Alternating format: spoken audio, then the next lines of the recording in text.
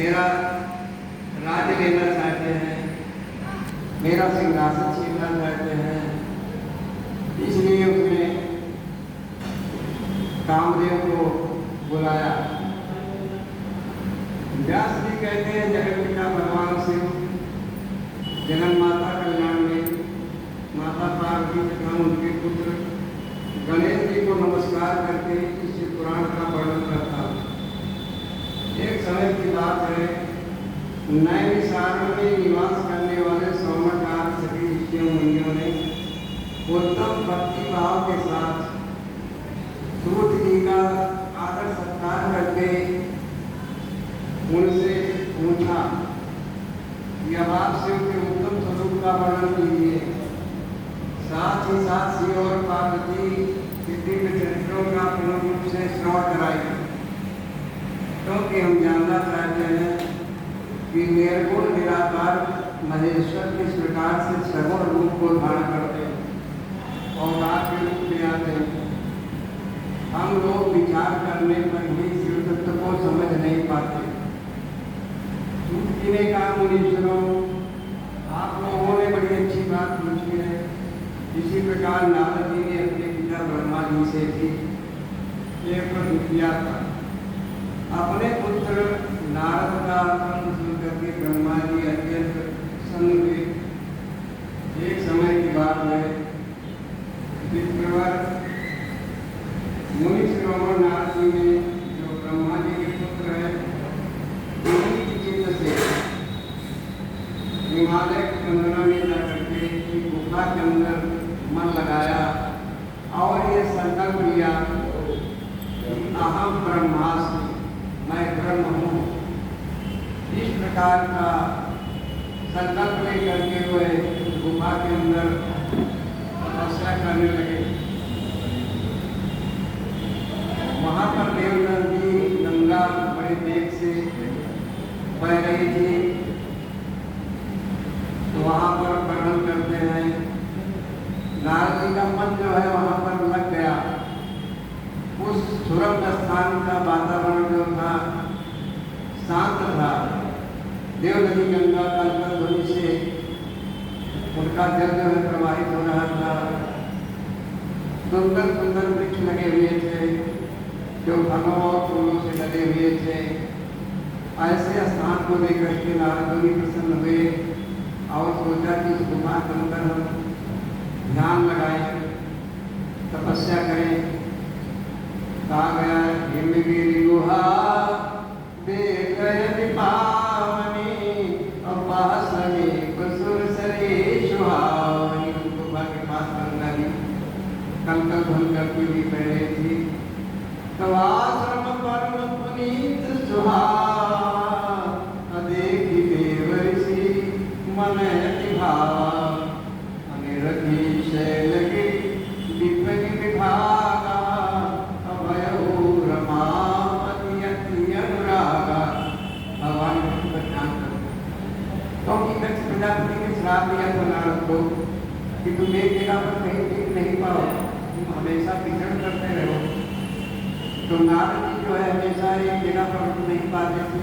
लेकिन जब विष्णु भगवान का उन्होंने ध्यान किया तो क्या हुआ? सुमिरत हरि श्राप गति बाधी असहज केवल मन लागी समाधि। जब हरि का ध्यान करते हैं विष्णु भगवान का तो उनका जो है उनको स्थिरता प्रदान हो जाती है और वहीं पर तपस्या के लिए बैठ जाते हैं ध्यान लगा करके। आप नारद की तपस्या को देख करके तो जो है हतोत्साहित होता है, डर जाता है।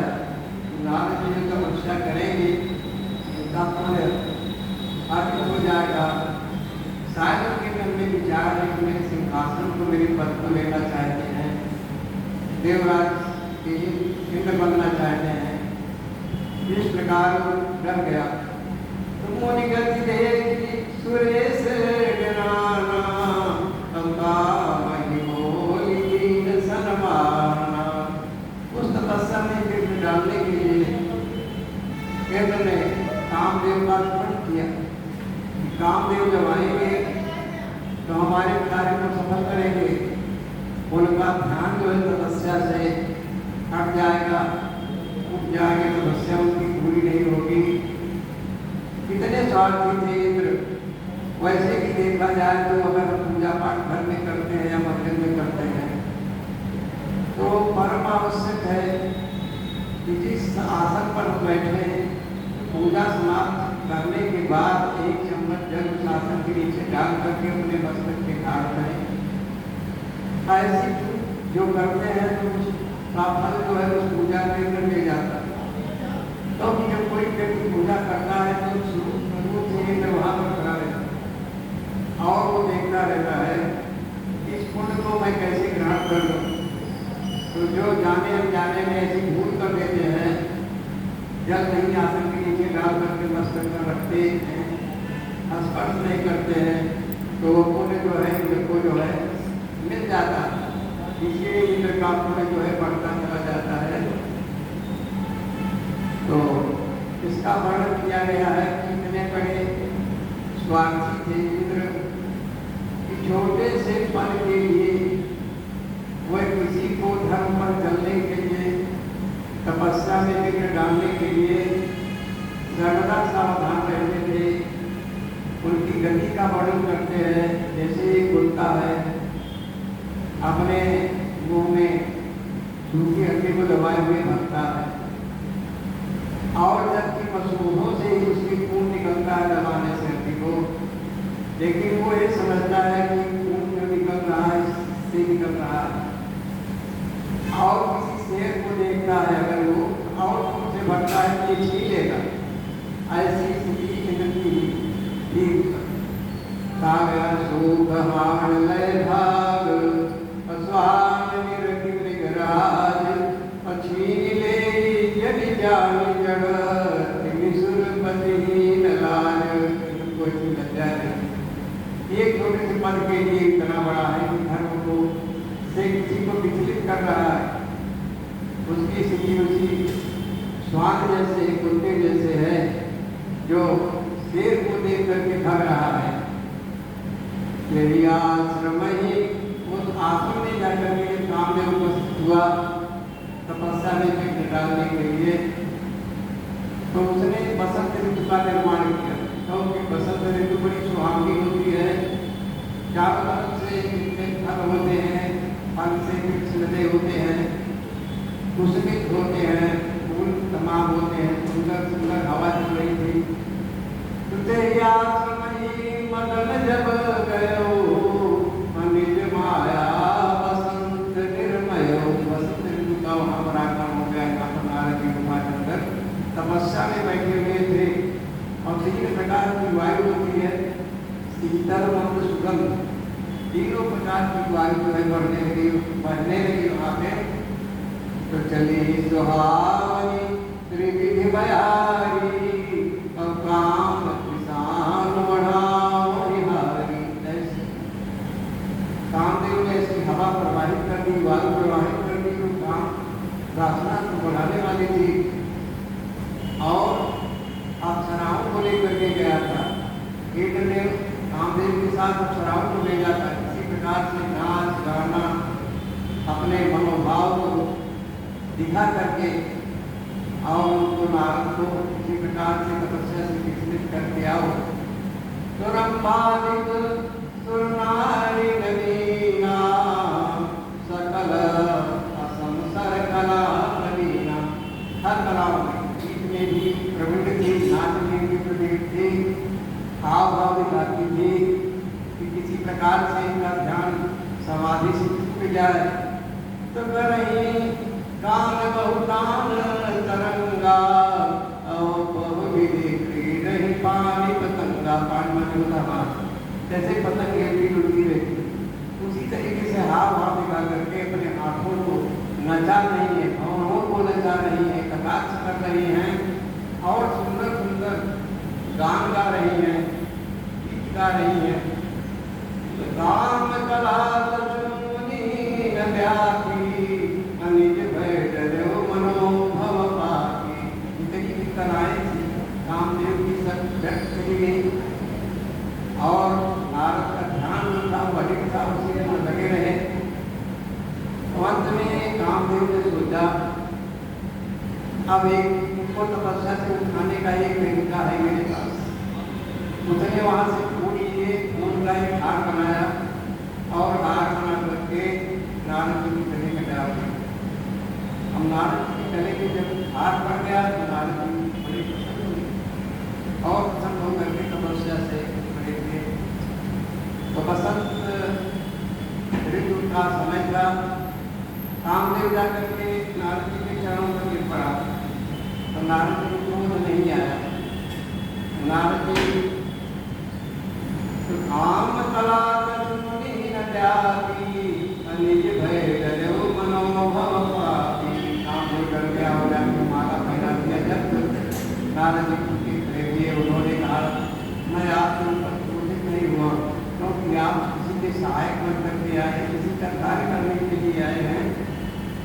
तो भयो नारद मन कछोसा कही प्रिय वचन काम परितोषा। नारद ने उसको संतुष्ट किया, बड़ी मीठी वाणी से बुला करके कहा कि तुम किसी के सहायक बन करके, किसी के इशारे पर, किसी के कहने से आए हो, तुम्हारा कोई दोष नहीं है और तुम अब अपने पर चले जाओ जहाँ से आए हो। तब नारद जी के मन में अहंकार आ गया कि कामदेव पर मुझे विजय मिल गई है।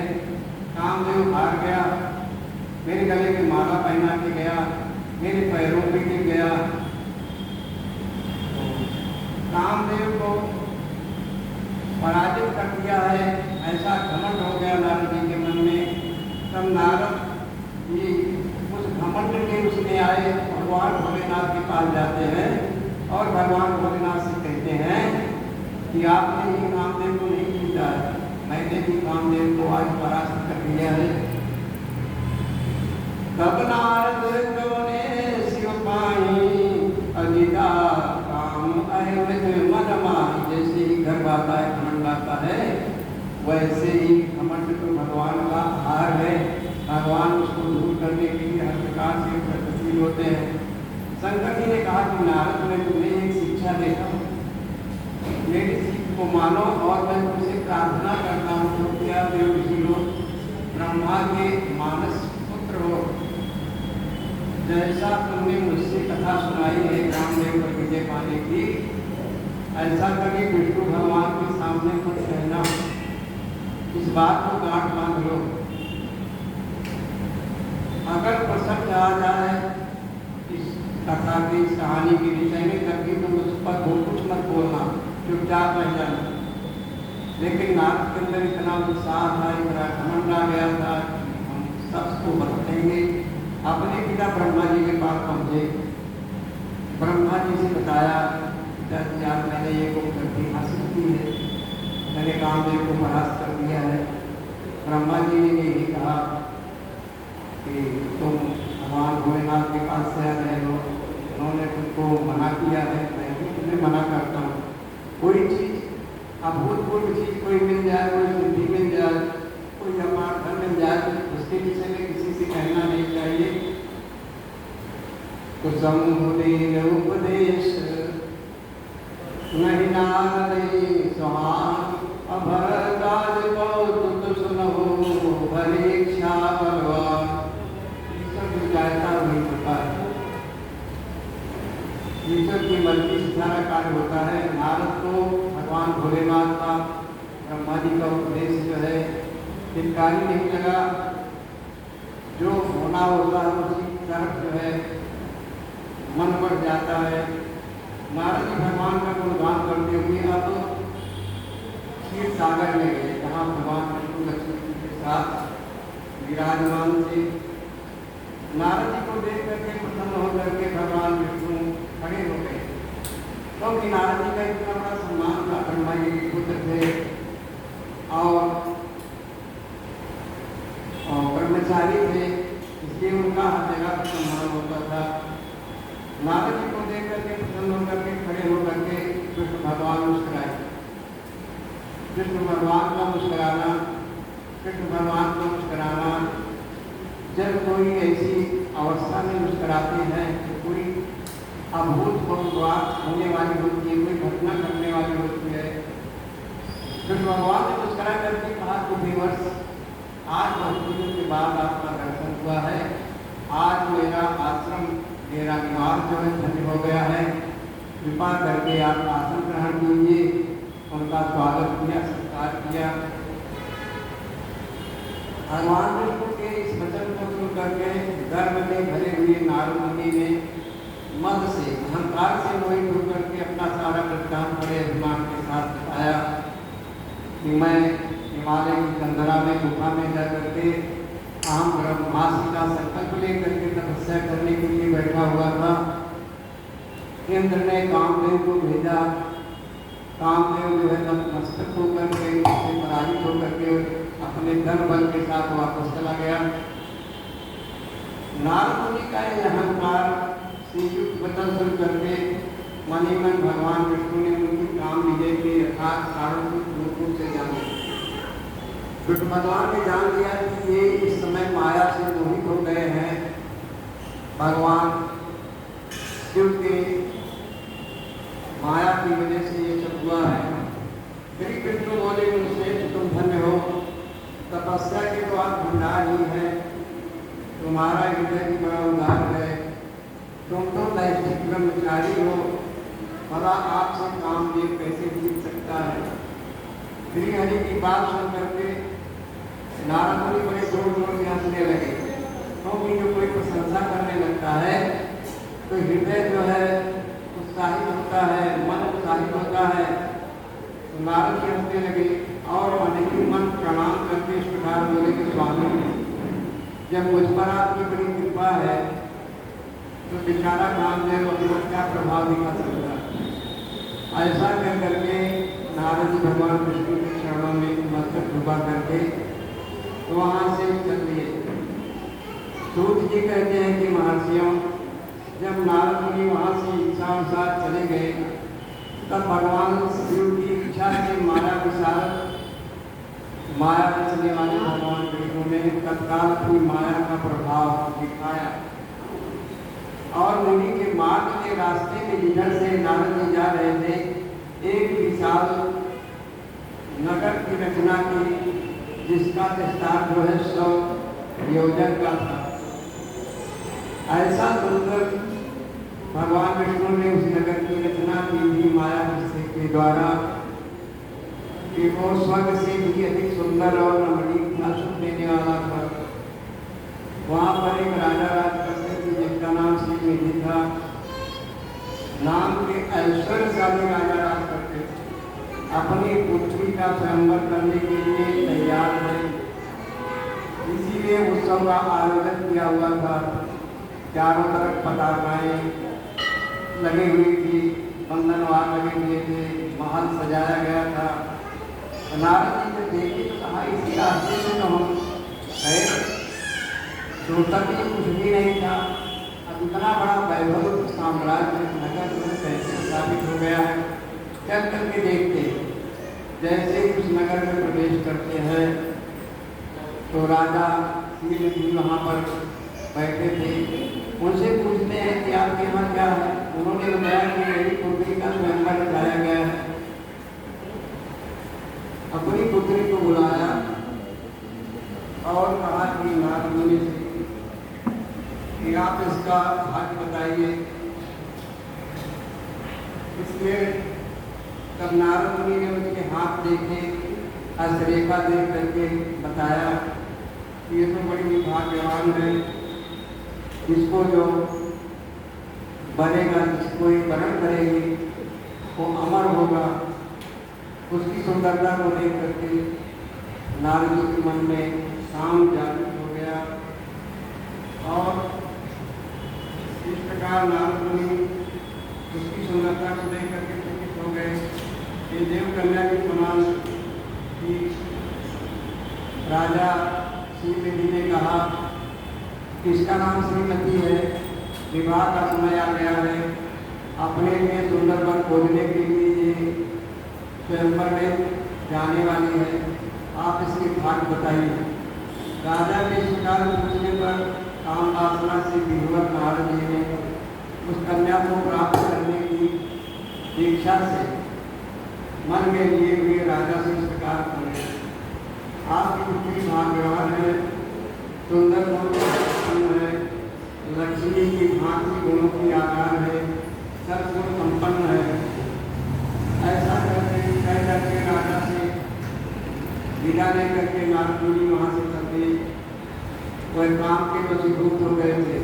जब काम सवार होता है तो बुद्धि को भ्रष्ट कर देता है, इसलिए कहा गया काम क्रोध मद लोभ सब हाथ कर केवल सब परिहरी प्रिय रही भजन भजने के सब।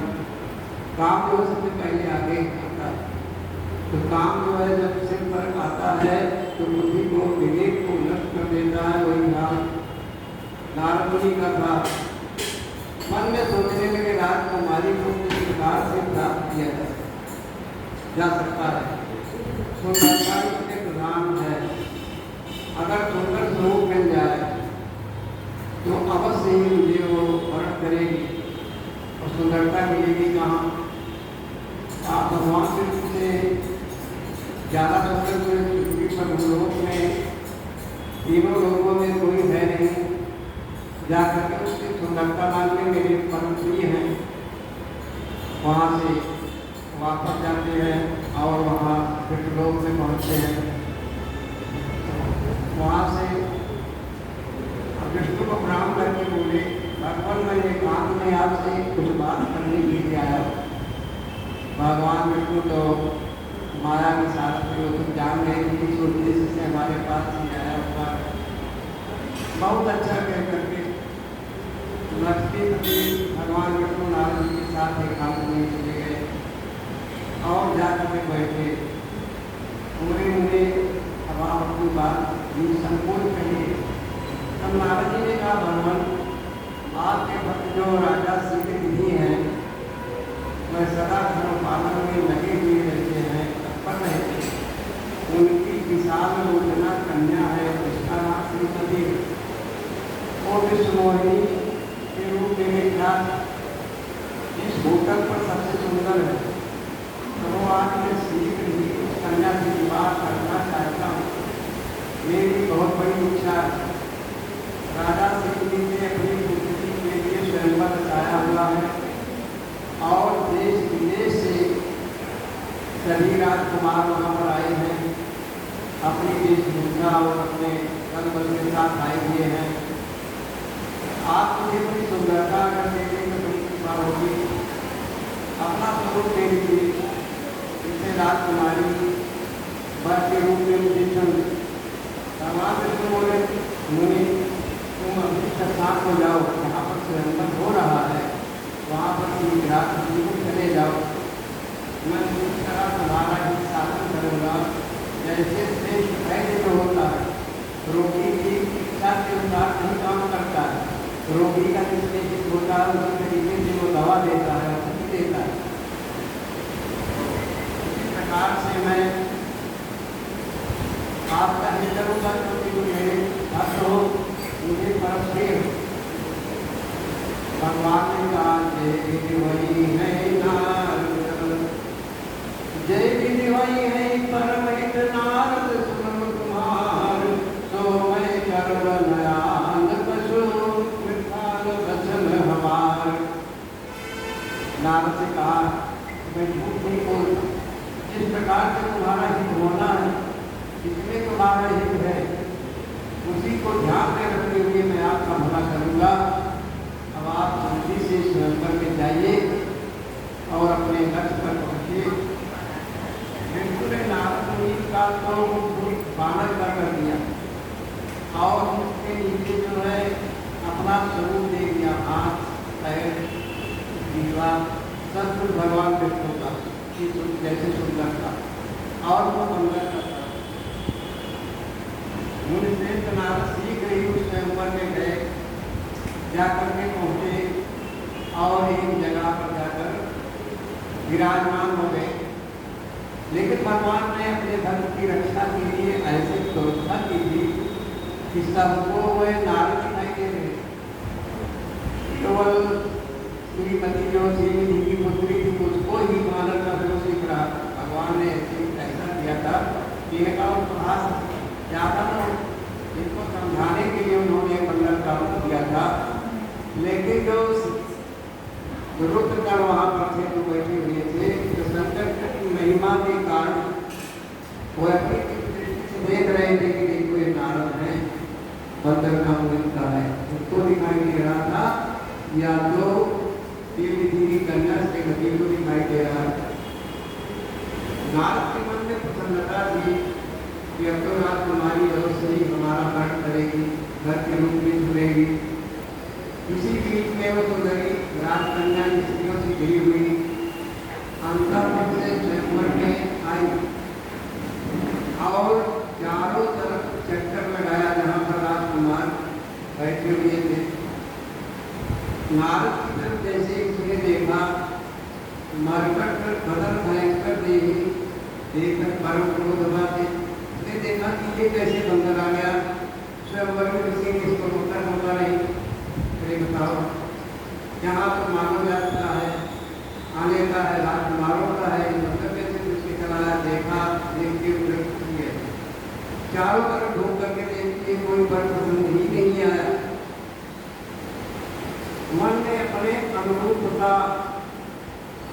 वर का अन्वेषण करने लगी, खोजने लगी।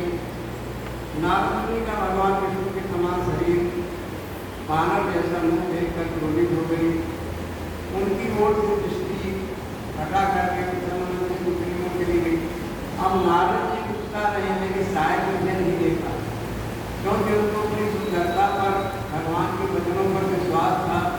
बुद्धि जो है उनकी कुंठित हो गई थी, मलिन हो गई थी। फिर से वो घर से दूसरी ओर जाकर के बैठी, घर दोबारा जाना था। फिर देख करके वो उसने आगे अपना पैर बढ़ा लिया, उनको छोड़ करके निकल गई, दूसरी ओर चली गई। राजकुमार की सभा में मनोवांछित बन न देख करके भयभीत हो गई कि आज तो स्वयंवर में कोई भक्ति नहीं है जिसको मैं वर्ण कर सकूं। चुपचाप करके ही माला नहीं करती। उसने किसी के गले में जयमाला नहीं डाली, सोचती रही खड़ी होकर। इतने में ही राजा के समान वेशभूषा किए हुए भगवान विष्णु वहां पर आ गए। उसने तत्काल ही उनके गले में वरमाला पहना दी। भगवान विष्णु तुरंत राजकुमारी को साथ लेकर के तुरंत वहां से अदृश्य हो गए। आप और अपने धाम को पहुंच गए, विष्णु को ले गए। वहां पर जो रुद्रगण बैठे हुए थे उस स्वयंवर में, उनको बड़ी प्रसन्नता हुई कृष्ण भगवान का दर्शन पाकर के, और कहने लगे नारद को देख करके कि मुनि कत रहो बहुत कुछ खाई, अनिय मुकुर मिलो कहु जाई। आप अरे भूत खान बचा रहे थे, रहे थे, इधर उधर कर रहे थे, तड़प रहे थे, जरा अपना मुझको देखो किस लायक है। नारद जी वहाँ से निकलते हैं, बड़े क्रोध में आ गए।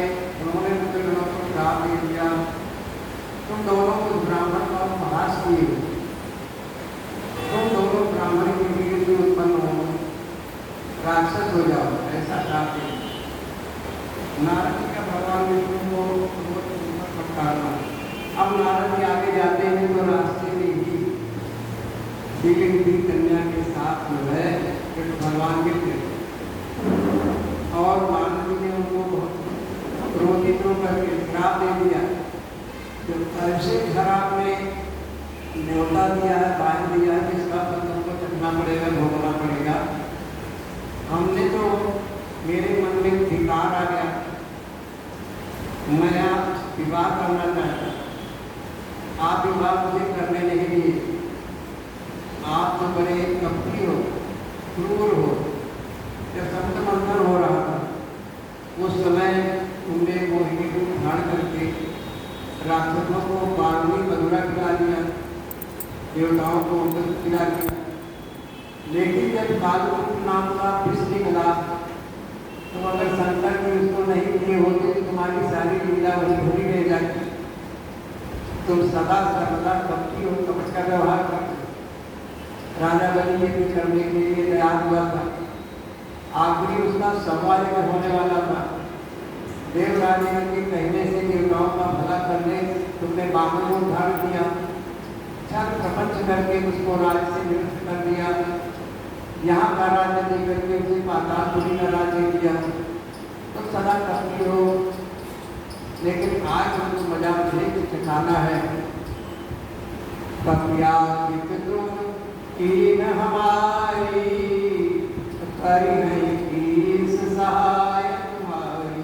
आपने मुझे बंदर का स्वरूप दिया है, लेकिन यही बंदर जो है आपकी सहायता करें और मम अपकार की तुम बाकारी मेरा अपकार किया, मेरा अपमान किया, मुझे समाज मध्य में लज्जित करवाया, अपमान सहना पड़ा। तो नारी विरह तुम हो दुखारी, नारी के विरह विदेशन में व्याकुल हो गया था। उसी तरीके से तुम मन मन भटकोगे और उस समय बंदर ही आपके सहायक होंगे। इस प्रकार जब माया को हटा देते हैं भगवान विष्णु, तब नारद जी जो है का मन स्वच्छ हो जाता है और नारद जी भगवान से प्रार्थना करते हैं, मैंने दुर्वचन आपको बोले, मैंने आपको श्राप दे दिया, ये सब झूठ हो जाए। भगवान विष्णु ने कहा मम इच्छा का नहीं दयाला, मेरी ये इच्छा थी कि मुझे श्राप दो और मैं जगत के कल्याण के लिए धरती पर पाप का भाव डालने के लिए फिर से जन्म लूँ। इस प्रकार से नारद जी कहते हैं कि हमारे मन में जो अंतर्द्वंद चल रहा है, मेरा हृदय चल रहा है, संताप से चल रहा है, मेरा मन कैसे शांत होगा। भगवान विष्णु ने कहा कि जब हो जाए शंकर सतनामा पावो अनिर्वाच विश्रामा। सकल के नाम में ओम नमः शिवाय कितनी बड़ी शक्ति, इसको जपो और जपने के बाद हर तीर्थों में शंकर जी के जहाँ जहाँ शिवलिंग है वहाँ भ्रमण करो, दर्शन करो, तुम्हारे मन में शांति मिल जाएगी, तुम्हारा मन विश्राम को प्राप्त हो जाएगा, तो फिर से शुद्ध हो जाओगे। इस प्रकार नारद जी जब अपनी निंदा करने लगे तो कंस की माया की उन्होंने सराहना की।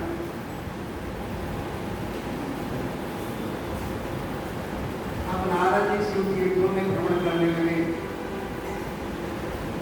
ब्राह्मण उसी समय जैसे घूम रहे थे नारद जी, तो दो भक्त जिनको श्राप दे दिया था कि तुम ब्राह्मण की भीड़ से राजपूत की पैदा होंगे, वह दोनों जाते हैं और नारद जी को प्रसन्न मुद्रा में देख करके कि बेटा तुम शांत स्वभाव से आंख क्लोज करके प्रार्थना करते हैं, महाराज आपने कोई श्राप दे दिया राक्षस होने का, मेरे हाथ को पूरा बताइए।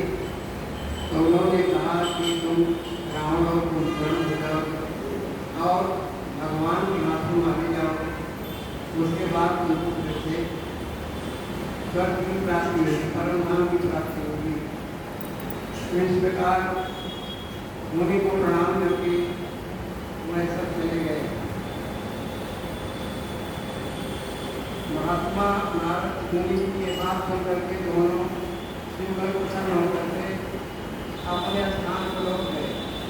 नारद जी भी अत्यंत आनंदित होकर के अनन्य भाव से भगवान शिव का ध्यान तथा शिव तीर्थों का दर्शन करते हुए बारंबार मंडल में चलने लगे। क्योंकि विष्णु भगवान ने कहा था कि तुम केवल शिव तीर्थों में जाकर के शिव के नाम का जप करो, तभी मन विश्राम को प्राप्त होगा। तो अनन्य अनन्य शब्द जो होता है वो ये है कि जिससे एक ही मात्र सहारा हो, एक ही देवता का सहारा हो। अनन्य भक्ति उसको कहते हैं। जैसे भगवान कृष्ण के अनन्य भक्त थे अर्जुन, और भगवान कृष्ण ने गीता में स्वयं कहा है अनन्या चिंतयन्तो माम ये जना परिपासते तेषां नित्याभियुक्तानां योगक्षेमावहं नमामि। जो मेरी अनन्य भक्ति करता है, केवल मेरे सहारे रहता है, जैसे कन्या होती है, पिता के घर में भाई के भी साथ रिश्ता है, पिता के बाद रिश्ता है, और भी तमाम रिश्ते होते हैं। लेकिन जब विवाह हो जाता है तो केवल अपने पति की हो जाती है और सबको छोड़ करके केवल पति के सहारे ही जीवन यापन करती है। उसी को पति को ही परमेश्वर मान करके उसकी सेवा करती रहती है। तो आनंद सत्य जो है, अन्य को छोड़ करके केवल एक सहारा मात्र हो भगवान का। तो भगवान शिव का ध्यान, शिव तीर्थों का दर्शन करते हुए नारद भगवान भूमंडल में घूमने लगे, चलने लगे। अंत में सबके ऊपर विराजमान शिव प्रिया काशी ले गए, जो शिव रूपी को देने वाली काशीपुरी में जब दर्शन मिला भगवान का, शिव जी का, तो नारद जी प्रताप हो गए, धन्य हो गए। उन्होंने भगवान काशीनाथ का दर्शन किया और परम प्रेम से परमानंद से होकर के उनकी पूजा की।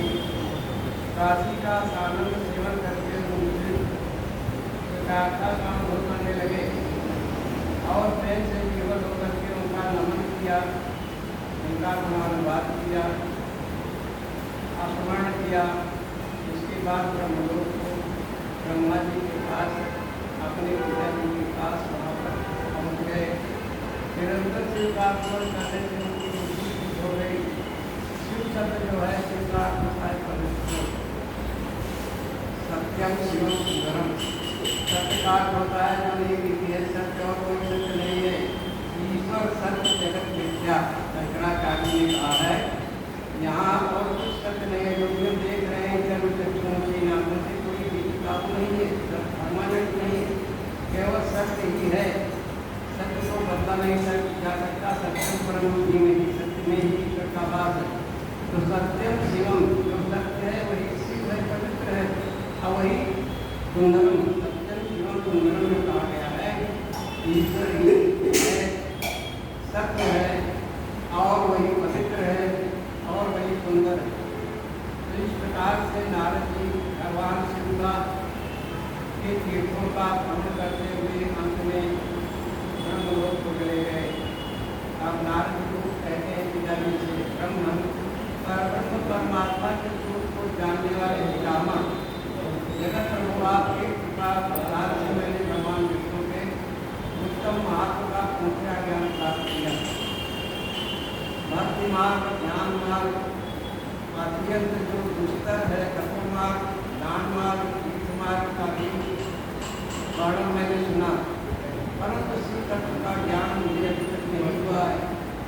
मैं भगवान शंकर की पूजा की विधि को भी नहीं जानता, इसलिए प्रभु आप अनुसार विषयों का ज्ञान कराइए। उनके स्वरूप, उनके तत्व, प्राकृत, विवाह, भारत, धर्म सब मुझे बताइए। तब ब्रह्मा जी ने कहा, मेरे पुत्र नारद, मैं समझ गया तुम्हारी इच्छा है भगवान भोलेनाथ देश में आने का, उनको विवाह करने का, उनके चरित्र को सुनने का आपके मन में प्रबल इच्छा है। शिव और शिवा के आविर्भाव और विवाह का प्रसंग उसी से बताइए। नारद जी कहते हैं कि पार्वती और शिव का विवाह का वर्णन कीजिए। पार्वती का जन्म किस प्रकार होता है उसका वर्णन कीजिए। पहले तो हम लोगों से मैंने बात सुनी है कि मन तृप्त नहीं हुआ है, इसलिए आपके शरण में आया, उसको कृपा कीजिए। अपने नारद की बात सुन करके ब्रह्मा जी समझे। तो शंकर भगवान की जय। ओम नमः शिवाय, ओम नमः शिवाय, हर हर भोले नमः शिवाय, ओम नमः